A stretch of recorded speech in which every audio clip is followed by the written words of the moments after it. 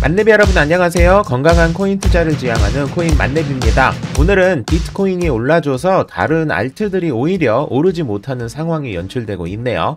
어찌 되었던 비트코인이 코인 시장의 대장이니까 빨리 회복해서 전체 코인 시장이 활기를 띠길 바라면서 오늘 준비한 소식을 진행하도록 하겠습니다. 아시죠? 여러분의 구독, 좋아요, 알림 설정은 코인 만렙 영상을 제작하는데 매우 큰 도움이 된다라는 거. 첫 번째는 드디어 업비트가 가상화폐 거래소 최초 특금법 조건을 통과한 첫 거래소가 되었습니다. 잘 아시다시피 모든 거래소는 9월 24일 전까지 특금법의 조건을 만족해야 하죠.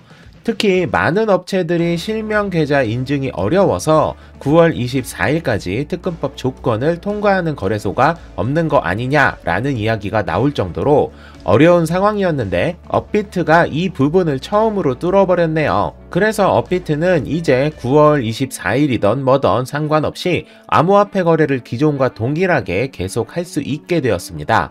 그럼 이제 나머지 거래소들에 대한 궁금증이 생길 수밖에 없는데 업비트가 승인이 되었다는 것은 나머지 대표 거래소들 역시 충분히 승인이 진행될 수 있음을 의미합니다. 그리고 아직 8월이기 때문에 업비트가 승인이 되었다 해서 굳이 바로 업비트로 내 코인들을 옮길 필요는 없을 거라는 생각이에요. 9월 첫 주가 지나고 난 이후에도 여러분이 거래하는 거래소가 승인 소식이 없거나 혹은 특금법 적용이 연장되지 않는다면 그때 가서 거래소를 옮기는 것을 고려해 보셔도 좋을 듯 합니다. 어쨌든 일단 하나가 뚫렸으니 마음은 많이 편해졌네요. 다음은 바이낸스가 브라질에서 브라질 공식 언어인 포르투갈어를 삭제했다는 소식입니다. 바이낸스는 얼마 전 우리나라 언어를 삭제해서 많은 불편함을 줬었죠.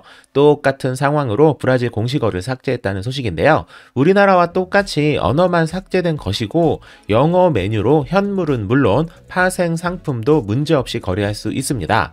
브라질 증권거래위원회에서는 바이낸스에 파생 상품을 하지 말라고 작년 7월에 금지시켰었는데 그럼에도 불구하고 파생 상품 거래가 가능하게 그대로 둔 이유가 뭔지 궁금하더라고요. 현재 파생 상품을 막아둔 국가는 호주, 홍콩, 독일, 이탈리아, 네덜란드입니다. 바이낸스도 이런 제재가 시작되고 후오비도 슬슬 많은 나라에서 제한을 거는 모습이 보여지고 있는 상태인데요. 바이낸스뿐만이 아니라 해외 거래소 대부분이 전 세계적으로 각종 제재를 적극적으로 당하고 있는 상황이네요. 아무래도 아직 암호화폐 거래소에 명확한 기준이 정해지지 않아서 이러한 움직임은 당분간 계속될 것으로 보여지는데 어서 빨리 자리 잡고 더 이상 차단이네, 금지네 그런 소리 안 듣는 안정된 시장이 자리 잡길 바라봅니다.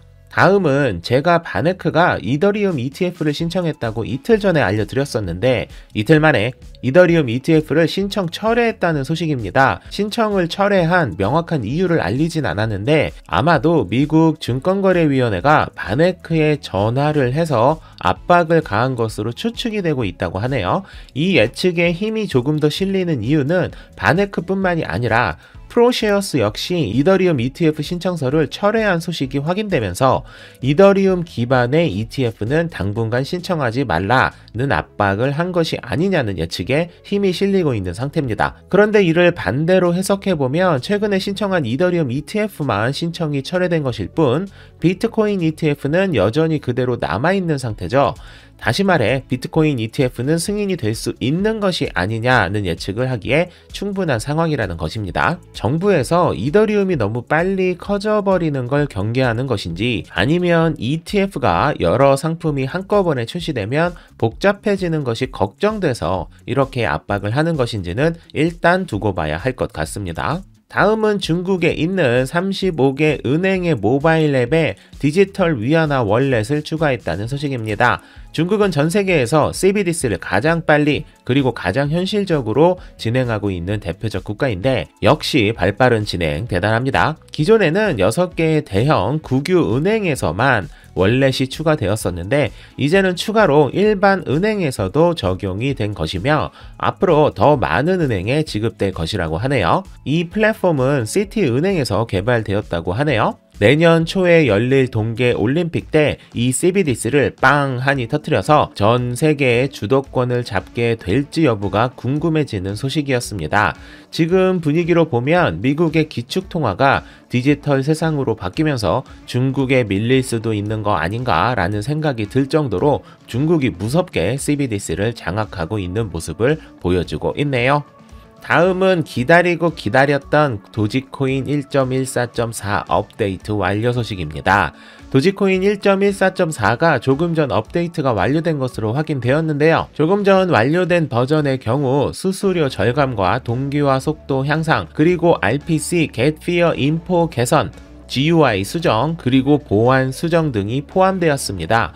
여러분, 제가 도지코인 업데이트에 대한 설명을 드리면서 숫자가 어떤 의미를 주는지도 같이 알려드렸었는데, 어쨌든 이번 버전은 1.14.4 버전으로 기존 1.14.3 버전에서의 마이너 업데이트 정도로 보시면 됩니다.